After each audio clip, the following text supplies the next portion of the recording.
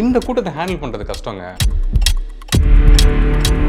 நம்ம சின்ன வயசில் பார்த்துருக்கோம். அவர் ஓட் பண்ணலாமான்னு நினைக்கிறப்ப அவருக்கு ஓட் பண்ணால் இவனுங்க இருக்கானுங்களே, இவனுங்களை வச்சுட்டு இந்த கட்சி எப்படி நகரும்னு சொல்லி தள்ளி வரதுக்கான ஸ்பேஸை இந்த பசங்க உருவாக்கிட்டு இருக்காங்க. ஏன் அவனுங்கள்ட்ட இப்போ க்ரௌடில் மைக்க கொடுத்து தம்பி நம்ம கட்சியோட கொள்கையை ஒன்று சொல்கிறா அப்படின்னா முடிஞ்சில்ல. பக்குவப்படுத்தக்கூடிய அரசியல் அவரால் பேச முடியும். ஆனால் அவர் இவங்களுக்கு அது வேணாம்னு நினைக்கிறார். இவங்களுக்கு போர் அடிச்சிருது இல்லை. ஏதாவது அரசியல் பேசினா தலைவா போர்டு இது வேற பேசுங்கிறாங்க. சாரோட வேனுக்கு முன்னாடி பைக்கில் வந்து கவுந்தடிச்சு விழுகிறானுங்க ஹெல்மெட் போடாமல். அப்போ தம்பிகளா பெண்களை கொஞ்சம் பார்த்து ஹேண்டில் பண்ணுங்கப்பா, சேஃபான இடத்த கொண்டு போகணும்னு ஒரு வார்த்தை சொல்லியிருந்தா டக்குன்னு எல்லாரும் அவேர் ஆகிட்டு நம்மளை விடு பேண்ட் சட்டை கிழிஞ்சாலும் பரவாயில்ல அண்ணே சொல்லிட்டாரு. தொண்டர்கள் அவரை ஹீரோவை பார்க்குறாங்க அப்படிங்கிறது ஓகே. ஆனால் கூட இருக்க பொறுப்பாளர்களும் சாரை ஹீரோவே பார்த்தா ஒரு அம்மா வந்து குழந்தை எழுந்துட்டு வீடியோ போட்டுட்டு இருக்காங்க, ஏதோ கேமராக்கு பதில் சொல்லிட்டு இருக்காங்க. அதில் போய் டிவிக்கில் இருக்க செட் ஆஃப் வாரியர்ஸ் எல்லாரும் கிடையாது, அந்த அம்மாவை திட்டுறாங்க அசிங்கமான கெட்டவா சொல்லி, நீ காசு வாங்கிட்டான்னு. எதுக்கு அந்த அம்மா காசு வாங்கணும்? குழந்தை இறந்து போனதை அழுது சொல்றது கூட குத்தமா? பேசுங்க தலைவா, க்ரௌட் நல்லா இருக்கு, பாட்டு பாடுங்க, சூப்பர், நல்லா ட்ரோன் ஷாட் வைக்கிறோம், நல்லா இருக்குங்கிற மோட்ல அவருக்கு தப்பான இன்புட் கொடுக்குறாங்க.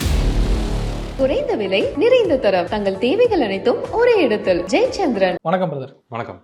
கரூரில் நடந்த அந்த இன்சிடென்ட் நம்ம எல்லாருமே பார்த்துருப்போம். ஒரு மிகப்பெரிய துயர சம்பவமாக இருந்துச்சு. இப்போ அதை தொடர்ந்து என்ன மாதிரியான டெவலப்மெண்ட்ஸ் நடந்துட்டு இருக்கு அப்படின்னு சொல்லி பார்க்குறோம்.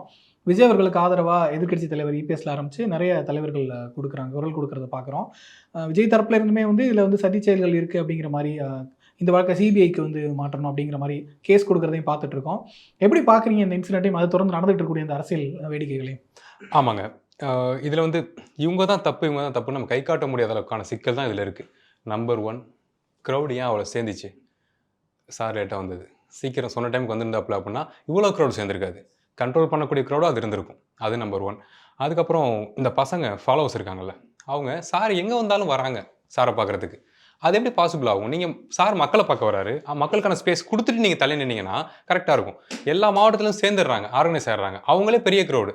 அவங்க மக்கள் கூட்டத்தோட கலக்கிறப்ப கண்ட்ரோல் பண்ண முடியாதா மாறிடுது.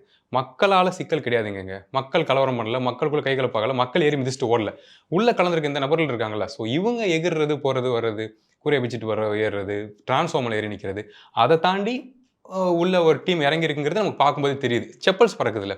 டிவிகே ஃபேன் யாருமே ஈவன் சாரை பிடிக்காட்டியுமே செருப்பு எறிய மாட்டாங்க, 4 செப்பல் அடுத்தடுத்து பறக்குது. ஸோ அந்த மாதிரி விஷயங்கள் நடக்கிறதுக்கான ஸ்பேஸ் இவங்க கொடுத்துட்றாங்க. ஒரு ப்ராப்பர் டீமாக பசங்க ஒரு ஆர்கனைஸ்டாக நிற்கிறாங்க அப்படின்னா, புது ஆள் யாராவது வர்றாங்க அப்படின்னா மக்களை தாண்டி ஒரு டீம் உள்ளே வராங்க, அவங்க செருப்பு தெரியுறாங்கன்னா இவன் வித்தியாசமாக இருக்காங்கன்னா அந்த 4 பேர் வித்தியாசமாக இருக்காங்கன்னு மார்க் பண்ணி சொல்ல முடியாத அளவுக்கு இந்த பசங்க அன்ஆர்கனைஸ்டாக இருக்காங்க. எனக்கு தெரிஞ்சு அதுதான் நம்பர் 1 ரீசன். ஆனால் அதை தாண்டி அரசு இப்போ இவ்வளோ க்ரௌட் ஆயிடுச்சு. அதில் காவல்துறை சைடு மிக தெளிவாக சொல்கிறாங்க, இந்த மாதிரி எங்களுக்கு சொன்னது 10,000 வந்தது 27,000, எங்களால் ஹேண்டில் பண்ண முடியல அப்படின்னு. ஈவன் எல்லாரும் சொல்கிற மாதிரி அரசு உதவி பண்ணி காவல்துறைக்கு தகவல் போய் அவங்க போலீஸ் இறக்கணும் அப்படின்னா கூட அது கூட ஸ்பேஸ் இல்லை. போலீஸ் பூந்து போய் ஆர்கனைஸ் பண்ண முடியாது. 1:40 தானே சொல்கிறாங்க, 40 பேருக்கு ஒரு போலீஸ்னு. அதில் ட்ரிபிள் மடங்கு இருந்துச்சுன்னா எப்படி ஹேண்டில் பண்ணுவாங்க? அதை தாண்டி கண் கூட நம்ம எல்லா ஃபுட்டேஜும் பார்க்குறோம். இதில் இப்போ சிபிஐ விசாரணை சொல்லி சார் இனிஷியேட் பண்ணியிருக்காங்க, நல்ல விஷயம் தான். அது இந்த ஏதோ தப்பு நடந்திருக்குன்னு சொல்லி கேட்குறாப்ல. ஆனால் ப்ரூஃப்னு பார்த்தீங்கன்னா சேட்டலைட் கேமரா இருக்குது, ஃபுட்டேஜஸ் இருக்குது, யூடியூப் சேனல்ஸ் இருக்குது, சிசிடிவி கேம் இருக்குது, போலீஸ் அவங்களோட கேம் இருக்குது, ட்ரோன் கேம் இருக்குது, லிட்டலி மோரலஸ் ஒரு 100 கேம்ஸ் இருக்குது. ஆனால் அதில் ஃபுல்லாக கேப்சர் ஆகிறது என்ன ஆயிருக்கு அப்படின்னா இந்த க்ரௌடோட அட்டகாசம் தான். போலீஸ் வந்து நிற்கிறப்ப எகிரிக்கிட்டது, வேரிகேட்டை வச்சுட்டு ஓடுறது, அப்புறம் டாப் ஆங்கில் பார்த்தீங்கன்னா ஜென்ரேட்டர் ரூமுக்குள்ளே அந்த ஷீட்டை உடச்சிட்டு உள்ளே போய் விழுகிறது, அப்போ தான் கரண்ட் ஃப்ளிக்கர் ஆகுது, மரத்தில் ஏறுறது, கூரையை பிச்சுட்டு ஏறுறது. ஸோ இதெல்லாம் பார்க்குறப்ப கட்டுக்கடங்காத கூட்டம் தான் நம்பர் 1 ரீசன் அப்படிங்கிறத கன்வே ஆகுது. ஓகே, அந்த கூட்டம் விஜய் அவர்கள் லேட்டாக வந்தது, இதெல்லாம் முக்கியமான ஃபேக்டர்ஸாக இருக்குன்றது நம்ம புரிஞ்சுக்கிறோம். இப்போ நீங்களே சொன்னீங்க செருப்பு வீசியிருக்காங்கன்னு சொல்லிட்டு, ஸோ தனியாக ஒரு குரூப் இறங்கியிருக்காங்களா அப்படிங்கிற கொஸ்டின்ஸ் இருக்குது. அந்த மாதிரியான குற்றச்சாட்டுகள் முன் வச்சுக்கிட்டு இருக்காங்க. ஒரு மாதிரி பிளான் பண்ணி சில விஷயங்கள் நடந்திருக்கிறதா சொல்லிட்டு இருக்காங்க, டிவிக்கு தரப்புல இருந்து கண்ட்ரோல் பண்ண முடியாத மாதிரி நடந்திருக்குன்ட்டு. அந்த மாதிரி விஷயங்கள் எப்படி பார்க்குறீங்க? என்ன விஷயம், கூட்டத்துக்குள்ளே சலசலப்பு உண்டாக்குறதுக்கு எல்லா பொலிட்டிக்கல் பார்ட்டிக்குள்ளேயும் கேங் இறங்கும், அதிகபட்சமாக ஆட்கால் எடுத்துகிட்டு இறங்குவாங்க. அது சாதாரண நடக்கிற விஷயம் தான். ஆனால் அவங்களுக்கே எனக்கு தெரிஞ்சது தெரியாதுன்னு நினைக்கிறேன், இழப்புகள் வரப்போகுது, உயிரிழப்பு வரப்போகுதுன்னு. ஏன்னா யாருமே குழந்தை சாகணுன்ட்டு உள்ள வர மாட்டாங்களே, அவ்வளோ மனசாட்சி இல்லாத மனிதர்கள் இருக்க மாட்டாங்கன்னு நம்புறேன், அரசியல் பண்ண மாட்டாங்கன்னு நம்புறேன். குழந்தைகள் மரணமாயிருக்கு, அதுக்கான ரீசன் இப்போ நான் பேசுகிறேன், திரும்ப அதே பேசிட்டீங்கன்னு நினைக்காதீங்க. ஆனால் அதுதான் எனக்கு தெரிஞ்ச உண்மையான காரணமாக தோணுது. ஒரு அம்மா வந்து குழந்தை எழுந்துட்டு வீடியோ போட்டுட்டு இருக்காங்க, ஏதோ கேமராக்கு பதில் சொல்லிட்டு இருக்காங்க. அதில் போய் டிவிக்கில் இருக்க இந்த சோஷியல் மீடியா விர்ச்சுவல் வாரியர்ஸ் வந்து செட் ஆஃப் வாரியர்ஸ் எல்லாரும் கிடையாது, சில பேருக்கு மூளை இருக்குது. இவங்க என்ன பண்ணுறாங்க அப்படின்னா அந்த அம்மாவை திட்டுறாங்க அசிங்கமான கெட்டவா சொல்லி, நீ காசு வாங்கிட்டான்னு. எதுக்கு அந்த அம்மா காசு வாங்கணும்? குழந்தை இறந்து போனதை அழுது சொல்கிறது கூட குத்தமா? அந்தளவுக்கு புரிதலோட தான் அந்த பசங்க இருக்காங்க. ஸோ இவங்களை வச்சுட்டு மேனேஜ் பண்ணுறது. இப்போ பாருங்களேன், உண்மையாகவே இருந்தால் கூட இன்னொரு டீம் உள்ளே இறங்கி வேலை செஞ்சிருந்தா கூட கலவரத்தை உண்டாக்குறதுக்கு காரணமாக இருந்திருந்தா கூட அதை சொல்ல முடியாத அளவுக்கு இருக்கு இந்த பசங்க செஞ்ச வேலை செஞ்சுக்கிட்டு இருக்க வேலையும் இப்போவுமே ஏற்றுக்க மாட்டுறாங்க. கொஞ்சம் நம்ம கண்ட்ரோல் இல்லாமல் தான் போயிட்டோம், க்ரௌடு நம்ம கொஞ்சம் சேர்ந்துட்டோம், ஓவராக ஆட் ஆகிட்டோம் அப்படிங்கிறத ஏற்றுக்க மனசு இல்லாமல் என்ன சொல்கிறாங்க அப்படின்னா ரீல் கட் போட்டுட்ருக்காங்க. சாரோட படங்கள் எடுத்து சார் அழுவார்ல, படத்தில் ஏதாவது பெரிய கூட்டம் இறந்து போச்சுன்னா கதறி அழுவார்ல, அதை வச்சு வந்து கவர்மெண்ட் பாலிடிக்ஸ் பண்ணி தலைவாவனை வச்சு அப்படிங்கிற ரீல்ஸை ஷேர் பண்ணிகிட்டு இருக்காங்க. ரியாலிட்டியில் இப்படி இந்த ரசிக மனப்பான்மையில் இருந்தனால தான் இப்படி விஷயம் நடந்திருக்குங்கிறதே புரியாமல் இந்த சம்பவத்தையும் சினிமாவோட ரிலேட் பண்ணி அதை ஷேர் பண்ணிட்டு இருக்கானுங்க. இந்த இந்த கூட்டத்தை பக்குவப்படுத்தாமல் இது பாசிபிள் இல்லைங்க. நீங்கள் சொல்கிற மாதிரி சோஷியல் மீடியாவில் இந்த ரீல்ஸுக்கு ரியாக்ட் பண்ணுற மாதிரியான விஷயங்கள் கண்டனத்துக்குரிய விஷயங்கள் தான், அதை நம்ம புரிஞ்சுக்கிறோம். இப்போ ஒரு குழந்தைய பறி கொடுத்த தாயோட வீடியோவில் போய் அப்பெல்லாம் கமெண்ட் பண்ணக்கூடாது. ஆனால் இன்னொரு பக்கம் இருக்குல்ல, அவங்களோட சைடு கிளாரிஃபிகேஷனுங்கிற மாதிரி. இப்போ ஒரு ஆம்புலன்ஸ் வருதுன்னா ஒருத்தர் வந்து ஒரு ஆம்புலன்ஸ் டிரைவர் ஒருத்தர் ஆவேசமாக பேட்டி கொடுக்குறாரு, அவர் வந்து ஒரு கட்சியை சேர்ந்தவராக இருக்காரு அப்படிங்கிறத ரிவீல் பண்ணுறதுக்கு ஒரு வீடியோ போடுறாங்க. அந்த மாதிரி அங்கே வேறு என்ன மாதிரி விஷயங்கள் நடந்திருக்கோ அதை ரிவீல் பண்ணுறதுக்கு அவங்க சோஷியல் மீடியாவில் பேச வேண்டியிருக்குல்ல, அந்த ஸ்பேஸை நம்ம எப்படி பார்க்குறது? அதாங்க, சோஷியல் மீடியாவில் பேசலாம். நீங்கள் சொல்ல மாதிரி அந்த சைடு இருக்குது. சில கட்சியில் உள்ள நபர்களே நானும் மக்கள் தான், எனக்கு நடந்து போச்சு ட்ரிகர் ஆகி பேசுகிறாங்க, ஒரு 500 ரூபா கொடுத்தா என்ன ஹெவியாக பேசுவான்னு வச்சுங்களேன். அது அந்த பீஸும் இருக்குது. அதையுமே ஷேர் பண்ணுறப்ப உதாரணம், ப்ரூஃப் பாருங்கள் மக்களே அப்படிங்கிற டேக் போட்டு பண்ணால் ஓகே. அதை பயன்படுத்துகிற வார்த்தைகள் இருக்குல்ல, மிக மோசமான வார்த்தைகளை பயன்படுத்தி ஒரு நல்ல விஷயத்தை சொன்னால் கூட இது யாரை பாதிக்குதுன்னா நம்பர் 1 மக்களை பாதிக்குது. இந்த பசங்க என்னப்பா இப்போவே இந்த அட்டகாசம் பண்ணுறானுங்க, இன்னும் ஆட்சிக்கு வந்தால் என்னென்ன பண்ண மாட்டாங்கிற ஒரு பயத்தை உண்டாக்குது. ஒரு டீம் ஆஃப் பசங்களை பார்த்து, மொத்தமாக கிடையாது. அதே மாதிரி கட்சிக்குள்ளேயே சில இன்டெலெக்சுவல்ஸ் இருப்பாங்கல்ல, சரி சாரோட ஃபேனாக இருக்கும், ஓட் பண்ணி பார்ப்போமா அப்படின்னு ஒரு மெச்சூர் ஃபேன் விஜய் சாருக்கு இருக்காங்க. எஸ், ஒர்க் பண்ணிட்டு எஸ் மென்னாக இருப்பாங்க, ஒர்க் பண்ணிட்டு இருப்பாங்க, குடும்ப பொறுப்பு இருக்கும். சரி, நம்ம சின்ன வயசில் பார்த்துருக்கோம், அவர் ஓட் பண்ணலாமான்னு நினைக்கிறப்ப அவர் ஓட் பண்ணால் இவனுங்க இருக்கானுங்களே, இவனுங்களை வச்சுட்டு இந்த கட்சி எப்படி நகரும்னு சொல்லி தள்ளி வரதுக்கான ஸ்பேஸை இந்த பசங்க உருவாக்கிட்டு இருக்காங்க. Okay okay. ஸோ இப்போ விஜய் தரப்புலேருந்து சொல்லக்கூடிய குற்றச்சாட்டுகளை வந்து வேறு இடம் கேட்டிருந்தோம் அது கொடுக்கல அப்படிங்கிற ஒரு குற்றச்சாட்டை சொல்கிறாங்க, குறுகலான இடத்த கொடுத்துருக்காங்க அப்படிங்கிறது. அதுக்கப்புறம் பார்த்தோம்னா இன்னொரு குற்றச்சாட்டு என்னென்னா, உளவுத்துறை வந்து எவ்வளோ க்ரௌட் வரும்ன்றதை அவங்க முன்னாடியே வந்து சென்ஸ் பண்ணியிருந்திருக்கணும், போலீஸ் ஃபோர்ஸ் முன்னாடியே இறக்கியிருந்திருக்கணும். எப்படி பார்த்தாலுமே அங்கே என்ன நடந்தாலும், யார் மூலமாக தப்பு நடந்தாலும் ஏதோ ஒரு வகையில் அரசாங்கத்துக்கு பொறுப்பு இருக்குங்கிற வகையில் அவங்க அந்த ரெஸ்பான்சிபிலிட்டி எடுத்துருந்துருக்கணுங்கிற குற்றச்சாட்டை வைக்கிறாங்க. அதை எப்படி பார்க்குறீங்க? கண்டிப்பாக பொறுப்பு இருக்குங்க. அரசாங்கம் கை தூக்க முடியாது, எனக்கு தெரியாது நடந்து போச்சுன்னு சொல்ல முடியாது. அதுக்கு அரசாங்கம் தேவையில்லை. என்ன நடந்தாலும் எங்களை பாதுகாக்கிறது உங்கள் பொறுப்பு அப்படிங்கிறத மீட்டர். ஆனால் இந்த கூட்டத்தை ஹேண்டில் பண்ணுறது கஷ்டங்க. உளவுத்துறையுமே ஒரு ஒரு ஒரு சம்ஹவ் ஆர்கனைஸ்டாக இருக்க ஒரு கூட்டத்தோட கால்குலேஷனை தான் அவங்க வந்து இந்த கூட்டமாக இந்த மோடில் இருப்பாங்க, இந்த மாதிரி உணர்ச்சிப்படுவாங்க, இந்த தலைவர் இங்கே வந்து இந்த நேரத்தில் பேசினார்னா இப்படி இந்த கூட்டம் ட்ரிகர் ஆகும், கன்வே ஆகும் அப்படிங்கிற மாதிரி தான் அவங்க கால்குலேட் பண்ணுவாங்க. இவங்க கைண்ட் ஆஃப் இந்த சோஷியல் மீடியாவில் போடுற மாதிரி தான் ஜாம்பி டைப்பில் இன்வைட் ஆகுறாங்க. கபகபன்னு எங்கேருந்து வரானே தெரியல வரானுங்க. சாரோட வேனுக்கு முன்னாடி பைக்கில் வந்து கவுந்தடிச்சு விழுகிறானுங்க ஹெல்மெட் போடாமல். ஸோ இப்படி இருக்கவங்களெல்லாம் ஸ்கேன் பண்ணிட்டு இருக்கிறது உலகத்தோட வேலை கிடையாது. அதையும் தாண்டி எனக்கு தெரிஞ்சு அவங்க லிஸ்ட்லேயே இந்த பசங்களை ஹேண்டில் பண்ணுறது தான் கஷ்டமாக இருந்திருக்கும். வித்தியாசமாக ஜாம்பி மாதிரி வராங்க, எங்கேருந்து வராங்கன்னு தெரிய மாதிரி டக்குன்னு ஒன்றா கூடி க்ரௌட் ஆயிடுறாங்க அப்படிங்கிறது. ஸோ அதனால் உலகத்துறையை நம்ம மொத்தமாக குறை சொல்ல முடியாது, இந்த பசங்களை ஹேண்டில் பண்ணுறது கஷ்டங்க. இப்போ இப்படியான ஒரு விஷயம் நடந்துருச்சு, இது வந்து கைமீறி தான் நடந்திருக்குன்ற நம்ம புரிஞ்சுக்கிறோம். அதை வந்து ஒரு லீடராக விஜய் எப்படி ஹேண்டில் பண்ணியிருக்காரு, எப்படி அப்ரோச் பண்ணியிருக்காருன்னு சொல்லி பார்த்தோம்னா அங்கேயுமே நிறைய விமர்சனங்கள் இருக்குது. அவர் அந்த இடத்துல இருந்து அட்ரஸ் பண்ணியிருந்திருக்கணும், பட் ரொம்ப இமீடியட்டாக ஏர்போர்ட்டில் போயிட்டு திருச்சியிலேருந்து கிளம்பி சென்னை வந்துட்டாருன்றதை பார்க்குறோம். அந்த அப்ரோச் எப்படி பார்க்குறீங்க? எனக்கு தெரிஞ்சு பாதுகாப்பாக இருங்கனா சொல்லியிருக்கணும்.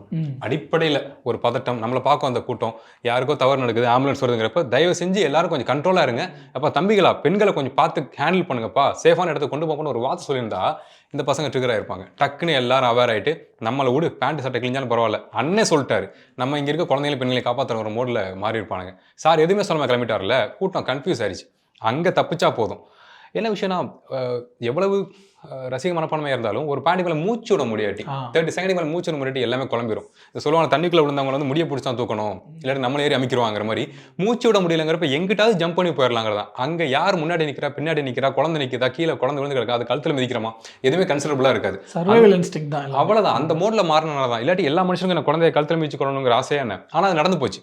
எனக்கு மிக கோபமான விஷயம் என்ன அப்படின்னா, சாருமே சொல்லியிருக்காரு குழந்தைய கூட்டிகிட்டு வராதீங்க, கர்ப்பிணி பெண்கள் வராதீங்கன்னு. குழந்தைய தூக்கிட்டு வந்திருக்காங்கிறது என்னால் ஏற்றுக்க முடியல. ஏன்னா இத்தனை மரணங்களுமே நடந்திருக்க கூடாதுங்கிறது என்னோட வருத்தம். ஆனால் அதை தாண்டி குழந்தைகள் இறந்து போகிறதுங்கிறது, விஜய் சார் கட்சி ஆரம்பிக்கணும், இந்த குழந்தை வந்து விஜய் சாரோட ஃபேனாக இருக்கணும், அவரோட பாட்டை பார்த்து ஆடி இருக்கணும், இங்கே வந்து இறந்து போனது அந்த குழந்தையோட டிசைனா. இதை நம்ம எப்படி ஏற்றுக்க முடியும்? இந்த குழந்தைகளோட மரணங்களை நியாயப்படுத்தவே முடியாது. நம்ம ரொம்ப கொடூரமாக இருக்குது. இன்னொருத்தர் வந்து மனைவியும் முடிஞ்சு போச்சு, குழந்தைகளும் முடிஞ்சு போச்சு, தனியாக வந்து நிற்கிறேன்னு சொல்லி. அதான் நண்பர்கிட்ட கேட்டப்போ லைவாக போய் அவர்கிட்ட பேசியிருக்காங்க. பைக்லேருந்து விழுந்திருக்காங்க, ஒரு குழந்தைய தூக்குறதுக்குள்ளே மனைவியும் இன்னொரு குழந்தையும் காணும், க்ரௌடுக்குள்ளே போயிட்டாங்க, அவ்வளோதான். இன்னொருத்தருக்குலாம் குட்டி குழந்தையோட பால்ஸ் வெளில வந்தத மாதிரிலாம் சொல்கிறாங்க, மிதிச்சு இதை பாருங்க அப்படிங்கிற மாதிரி. அந்த குழந்தை தொண்டை உடஞ்சிருக்கு, இதை எடுங்கன்னு சொல்லி. ஸோ இந்த மாதிரி கொடூரங்கள் எல்லாம் நடந்திருக்கவே கூடாது, நடக்கவும் கூடாது. ஆனால் இது மாதிரி நடந்ததுக்கு பொறுப்பு ஏற்றுக்கணும் யாராச்சும். மனசாட்சியோட பொறுப்பு ஏற்றுக்கணும். அப்போ தான் மக்களுக்கு கொஞ்சமாவது அடங்கும். எல்லாருமே தட்டி தட்டி விடக்கூடாது. யாராவது ஒருத்தவங்க ஆத்மார்த்தமாக இது நடந்து போச்சு, இனிமேல் இது மாதிரி நடக்காது, தயவு செஞ்சு விதிமுறைகளை ஃபாலோ பண்ணுங்கன்னு சொல்லி டிவிகே சைடோ இல்லை கட்சி சைடோ இனிஷியேட் பண்ணி ஒத்துக்கிட்டா தான் கொதிநிலை அடங்கும். மற்றபடி இதை பயன்படுத்திக்க பார்த்தாங்க அப்படின்னா மக்கள் இப்போ கொஞ்சம் அவேராக தான் இருக்காங்க. இப்போ நீங்கள் கொஞ்சம் முன்னாடி சொன்னீங்க விஜய் அவர்கள் வந்து அந்த க்ரௌடை கண்ட்ரோல் பண்ணியிருந்திருக்கணும், எஸ் அட்லீஸ்ட் அவங்கள கொஞ்சம் எஜுகேட் பண்ணுற மாதிரி பேசியிருந்திருக்கணும்னு சொன்னீங்க. எஸ் அவர் வந்து அதை தொடர்ந்து பண்ணுறதே இல்லையோன்னு எனக்குமே ஒரு இல்ல. விமர்சனம் இருக்குது. ஏன்னா அவங்கள ஆல்ரெடி அவங்க ரொம்ப ஒரு வெறிகொண்ட ரசிகர்களாக இருக்காங்க, அவங்களை இன்னும் ப்ரொவோக் பண்ணுற மாதிரி தான் அவர் தொடர்ந்து பேசிட்டு Yes. இருக்காரோ அப்படிங்கிற Yes. மாதிரி தோணுச்சு. போன நாகப்பட்டினம் திருவாரூர் மீட்டிங்கில் பேசும்போதுமே கூட நம்மள அடக்க பார்க்குறாங்க, கை ஆமா. நீட்ட கூட கால் நீட்ட கூட, அவனே ஆல்ரெடி கோவத்துலையும் வெறியில ஆமா. இருக்கான், அவனை இன்னும் ட்ரிகர் பண்ணுற மாதிரி பேசுறாரோ எஸ் அப்படிங்கிற மாதிரி தோணுச்சு. ஏன் அதை பண்ணுறாருன்னு நினைக்கிறீங்க? அவர் அதுதான் அரசியல் நினைக்கிறாரு. இந்த பசங்களுக்கு ஏற்ற அரசியல் இதுதான் அப்படின்னு நினைக்கிறாரு. ஏன் அவனுங்கள்ட்ட இப்போ க்ரௌடில் மைக்க கொடுத்து தம்பி நம்ம கட்சியோட கொள்கையை ஒன்று சொல்கிறா அப்படின்னா முடிஞ்சில்ல. ஒருத்தவன் சொல்ல தெரியாட்டியுமே நம்ம என்ன கொள்கை கேட்குறாரு, அப்போ கொள்கை இருக்க அந்த கட்சிக்கு நம்ம கொள்கையை தெரிஞ்சுக்கணும் பசங்க அப்படி யோசிப்பானுங்கல்ல. Okay okay. கொள்கை தான் அரசியலுங்கிறதுக்கான புரிதல் வரும்ல. அது எதுவுமே பண்ணாமல் இன்ஃப்ளூயன்சர் பண்ணுவாங்க தெரியுமா, இந்த மாதிரி அடக்குறாங்க ஒடுக்குறாங்க, கம்மா நண்பர்களே போராடும் நமக்கான காலம் இது அப்படிங்கிற மோடில் சார் பேசுகிறாரு. அதுக்கு ரெஸ்பான்ஸ் பயங்கரமாக வருதுங்கிறப்ப அந்த மோட்லேயே ட்ரீட் பண்ணுறாரு பசங்களை. ஆனால் சாராலையும் பேச முடியும், பக்குவப்படுத்தக்கூடிய அரசியல் அவரால் பேச முடியும். ஆனால் அவர் இவங்களுக்கு அது வேணாம்னு நினைக்கிறாரு. இவங்களுக்கு போர் அடிச்சிருதுல. ஏதாவது அரசியல் பேசினா தலைவா போர்டு இது வேற பேசுங்கிறாங்க, ஒரு தலைவரை பார்த்து கீழேந்து கத்துறாங்க. ஸோ இந்த மீட்டில் இருக்க பசங்களை அப்படி தான் ஹேண்டில் பண்ண முடியும். இந்த நபர்களை அரசியல் படுத்தணும் அப்படின்னா இயக்கமாக ஆரம்பித்து பல கூட்டங்கள் நடத்தி பொதுக்கூட்டங்கள் நடத்தி அவங்கள அரசியல் படுத்தி அரசியல் இயக்கம் கட்சி ஆரம்பிச்சிருந்தாங்கன்னா அது கரெக்டாக இருந்திருக்கும். டக்குன்னு கட்சி ஆரம்பிக்கிறாங்கல்ல, ஃபேனாக இருந்தவன் ஃபேனாக தான் இருக்கான், தொண்டனை மாற மாட்டேங்கிறான். அவனுக்கான பொறுப்பு என்ன, ஃபேனுக்கும் தொண்டனுமான வித்தியாசம் என்னங்கிறது அவனுக்கு தெரிய மாட்டேங்குது. ஃபேன் தான் தொண்டன், அது பேர் தான் வேற. மற்றபடி நீ எங்கள் ஹீரோ தான், கீழே வந்தாலும் ஹீரோ, அங்கே வந்தாலும் ஹீரோ தான், உடனே நான் எப்போவுமே மரத்தில் ஏறின்னு தான் பார்ப்பேன் அப்படிங்கிறான். இப்போ அந்த அரசியல் மயப்படுத்துறது, அந்த ஸ்ட்ராட்டஜிஸ் அதெல்லாம் சொன்னீங்க, ஓகே. பட் இப்படி ஒரு விஷயம் நடந்ததுக்கப்புறம் அதை எப்படி ஹேண்டில் பண்ணுறாரு ஒரு லீடரானு ஒன்று இருக்குல்ல, இமீடியட்டாக கிளம்பி போகிறதோ, இப்போ 2 நாள் ஆக போகுது, இன்னுமே வந்து ஒரே ஒரு அறிக்கை ஒரு ட்வீட்டோட இருக்குன்னு நினைக்கிறேன். அதுக்கப்புறம் எதுவும் பேசல, ஒரு வீடியோ வெளியிடலாம், ப்ரெஸ் மீட்டை வைக்கலாம், எதுவுமே சந்திக்கல அப்படிங்கிற விஷயங்கள் இருக்குல்ல, அதெல்லாம் வந்து அவரோட லீடர்ஷிப் குவாலிட்டியை கொஸ்டின் பண்ணுற மாதிரி இருக்கு. எஸ், பதட்டத்தில் தான் இருக்காப்புல. அவர் கைட் பண்ணுறதுக்கு சரியான பர்சன்ஸ் இல்லைங்கிறது தான் இது காட்டுது. ஏன்னா ஒரு அரசியலுங்கிறப்ப இவ்வளோ இழப்பு நடந்திருக்கிறப்ப அவர் ஸ்பாட்டுக்கு வர தேவையில்ல. அது அவ்வளோ ஈஸியில் பாசிபிள் இல்லை, சிக்கல் ஆயிரும். அது எல்லாரும் சொல்கிறாங்க ஸ்பாட்டுக்கு ஏன் வரலன்னு. வர முடியாது, ஆக்சுவலி வர முடியாது, சிக்கல். ஆனால் அவர் வீடியோவில் ஒரு விஷயத்தை வருத்தம் தெரிவித்து இழப்பு ஆயிடுச்சு, மன்னிப்பு கூட கேட்கலாம், இல்லை வருத்தம் தெரிவிக்கலாம், இது நடந்திருக்கவே கூடாது, இதுக்கு என்ன சொல்றது, அவரோட ஃபேஸை காமிச்சு ஒரு விஷயத்த சொன்னாலே மக்களுக்கு அடங்கும். ஒரு அக்கௌண்டபிலிட்டி எடுத்துக்கணும், நமக்கு இதில் பொறுப்பு. கண்டிப்பாக அந்த மோடில் இல்லை சார், பதட்டத்தில் இருக்காரு, அவருக்கு இருக்கிறதுலே பயங்கர பெயின், அவருக்கு தாங்க நமக்கு புரியுது. ஏன்னா குழந்தைகள் இறந்து போனது ஒரு மோட்டோ கிடையாது. எப்படி பார்த்தாலும் அவரோட பாட்டுக்கு ஆன குழந்தை அது, அந்த வருத்தம் அவருக்கு லைஃப்லாம் இருக்க போகுது, அது நமக்கு புரியுது. அதே சமயம் அதோட தனிப்பட்ட வழி, அதை நாங்கள் முழுசாக உணர்றோம். மக்கள் அரசியல் தலைவர்னு வந்துட்டீங்கல்ல, உங்கள் ஃபேன்ஸ்லாம் இன்னும் கொதிநிலையில் இருக்காங்க, பிரச்சனையை வேறு என்ன கான்ஸ்பிரசி தியரியில் தெறிக்க விட்டுட்டு இருக்கானுங்க, இதோ சினிமா கதையெல்லாம் எழுதிட்டு இருக்கானுங்க, இது அதுன்னு. அது இருக்கலாம், இல்லாமல் போகலாம். ஆனால் நீங்கள் ஒரு விஷயம் சொன்னீங்கன்னா உங்கள் ஃபேன்ஸ் கொஞ்சம் அடங்குவாங்க, ஒரு கண்ட்ரோலுக்கு வரும்ல. அதை பண்ணாமல் இருக்கிறது ஆபத்து. ஏன்னா என்னால் சென்ஸ் பண்ண முடியுது, தமிழ்நாட்டில் இப்போ கொஞ்சம் லேட்டாக ஒரு பதட்ட சூழல் தான் இருக்குது. இப்போ இதை மற்ற அரசியல் கட்சிகள் எப்படி ஹேண்டில் பண்ணியிருக்காங்கன்னு பார்க்கும்போது, ஆளுங்கட்சியாக இருக்கக்கூடிய திமுக இமீடியட்டாக களத்துக்கு போனாங்க, மக்களுக்கு தேவையான அந்த மருத்துவ உதவிகள்லேருந்து எல்லா விஷயங்களையும் பண்ணாங்கன்றதை பார்த்தோம். ஆமாம், அதை நிறைய பேர் பாராட்டிட்டு இருக்காங்க. ஒரு சிலர் அதில் பொலிட்டிக்கல் கெயின் இருக்குங்கிற விஷயம் விமர்சனங்களையும் வச்சுக்கிட்டு இருக்காங்க. அதை எப்படி பார்க்குறீங்க? எல்லாத்துலேயுமே பொலிட்டிக்கல் கெயின் இருக்குங்க. மக்களை எதுக்கு ஒரு மனுஷன் பார்க்க போகணும், அது எப்படி பார்த்தாலும் ஓட் பேங்குங்கிறது தான் விஷயம். அது மனிதாபிமான அடிப்படையில் நீங்கள் போய் அப்ரோச் பண்ணாலும் அது ஓட் பேங்காக தான் மாறும். அதுக்கான தேவையை நோக்கி தான் மக்கள் தானே இங்கே ஓட்டு, மக்கள் தானே கேஷ், மக்கள் தானே இங்கே அவங்களுக்கு தானே இயங்கிட்டு இருக்கு இப்போ பாலிடிக்ஸே. ஸோ அப்படி இருக்கப்ப எல்லா கட்சியிலும் அங்கே போகிறதுக்கான ரீசன் நீங்கள் மனிதாபிமான அடிப்படையில் போனாலுமே அது ஓட் பேங்கை நோக்கி தான் அது நகருது. அது நமக்கு புரியுது. அதுவும் குறிப்பாக விஜய் சாரோட ஃபேன்ஸுங்கிறப்ப உங்களுக்கு புரியுது இல்லை, ஒரு புது ட்ராக் இது. டோட்டல் ஐடியாலஜி ஆப்போசிட்டில் உள்ள பார்ட்டிஸ் எல்லாம் உள்ளே போய் பேசுகிறாங்க, சப்போர்ட்டாக பேசுகிறாங்கிறப்ப எனிகோ யாராச்சும் நம்ம சைடு வருவாங்கங்கிறது தானே. ஏன்னா இப்போ இல்லாட்டி எப்பாச்சும் யோசிச்சு பார்ப்பாங்க, நம்ம கட்சிக்கான தலைவர் இன்னும் வரல, ஆனால் இவங்களும் வந்து பார்த்தாங்களே அப்படிங்கிற மக்கள். அதை தாண்டி ரொம்ப சிம்பிளான ஒரு விஷயங்க, அந்த சிந்தனை திறன் இருக்குல்ல, நான் ஒரு சிந்தனை திறனை குறைச்சி மதிப்பிடலை, ஸ்டில் கொஞ்சம் யோசிச்சாங்கன்னா இது நடக்காதுன்னு நான் சொல்கிறேன். எல்லாருமே இப்போ இந்த இடத்துக்கு போய் இப்படி பார்த்தா தான் தலைவரை அப்படிங்கிற விஷயம் இல்லைல்ல, உட்காந்து டிவியில் பார்க்கலாமே, அங்கே போனால் கூட்டம் வரும். ஏன்னா சாம்பிள் மாநாடு நடந்திருக்கு, 2 இடங்களில் போய் சார் பேசியிருக்காரு, அங்கேயும் வாங்கி விழுந்திருக்காங்க, சில இறப்புகள் நடந்திருக்கிறப்ப அங்கே போனால் சிக்கலுங்கிற விஷயத்தை யோசிக்க மாட்டுறாங்க, இந்த லெவல் ஐக்கியூலே இருந்து டீல் பண்ணுறாங்க. அந்த மாதிரி மக்களால் தான் சிக்கலாகுதுங்கிறோம். இப்போ அந்த திமுகவோட அந்த நடவடிக்கைகள் இருக்குல்ல, எல்லாரும் இமீடியட்டா வந்துட்டாங்க, அவ்வளோ சீக்கிரம் வந்துட்டாங்கன்றதோ இல்லை, அங்கே கூட்டத்தில் நடந்த சின்ன சின்ன சர்ச்சைகள், செருப்பு வீசினிலேருந்து இதெல்லாம் லிங்க் பண்ணி ஒரு கான்ஸ்பைரசி தியரி சொல்லிட்டு இருக்காங்கல்ல, அது வந்து எந்த அளவுக்கு அடிப்படையானதுன்னு நினைக்கிறீங்க? இல்லை, எதுவுமே இங்கே வந்து நம்பக்கூடியதா இல்லைங்க. சொல்லலாம், பேசலாம், அது நல்லாவும் இருக்கும், கெத்தாகவும் இருக்கும். நான் பாரு இந்த ட்ராக்கை பிடிச்சி பேசுகிறேன் பாரு அப்படிங்கிற மாதிரி இருக்கும். ஆனால் ஆக்சுவலாக அப்படி பேசக்கூடாது. ஏன் அப்படின்னா இது சம்ஹவ் அது உண்மையோ பொய்யோ இதை இனிஷியேட் பண்ணி பேசினா இது ட்ரிகர் பண்ணுற மாதிரி இருக்கும் மக்களை.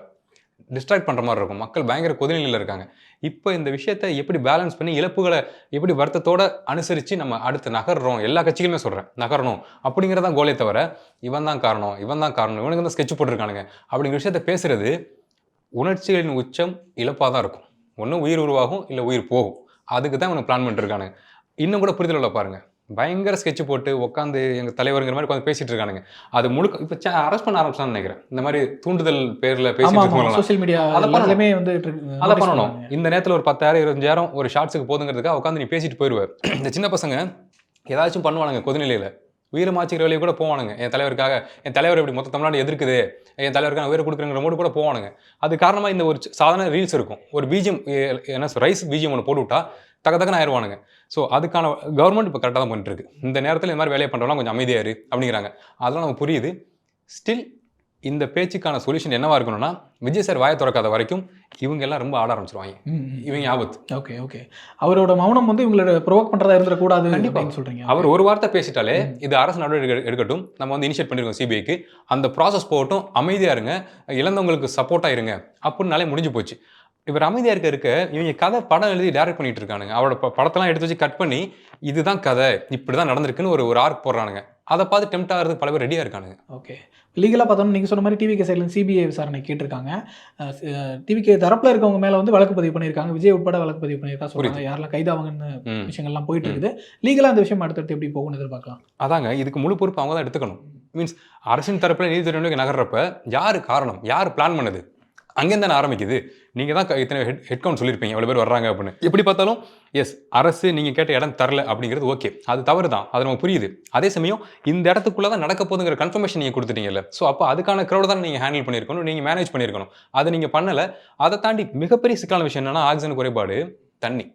ஏன்னா காலிலேருந்து நிற்கிறாங்கல்ல, சார் லேட்டாக வந்துட்டாருன்ட்டு தாங்காது. இப்போ நம்மளாலே ஒரு 1 hour வெளில நிற்க முடியலையே, தண்ணி குடிச்சே நிற்க முடியல. ஸோ தண்ணி இல்லாமல் இப்படி எவ்வளோ நேரம் நிற்பாங்க. அதை தாண்டி தண்ணி கிடைக்கலங்கிறப்ப ஒரு அக்ரெசிவ்னஸ் வரும், தக்கன்னு ஆகும்ல. எனக்கு 1,00,000 பாட்டில்ஸ் கூட பேசிக்ங்கிறாங்க அந்த க்ரௌடுக்கு. அதை சர்க்குலேட் பண்ணியிருக்கணும்ல. ஏன்னா இறந்ததுக்கப்புறம் எல்லாரும் வந்து காசு கொடுக்குறீங்க, அதில் ஒரு 10% செலவழிச்சிருந்தா கூட இதுக்கான பாசிபிலிட்டிஸ் குறைஞ்சி, இழப்புகள் குறைஞ்சிருக்கும்.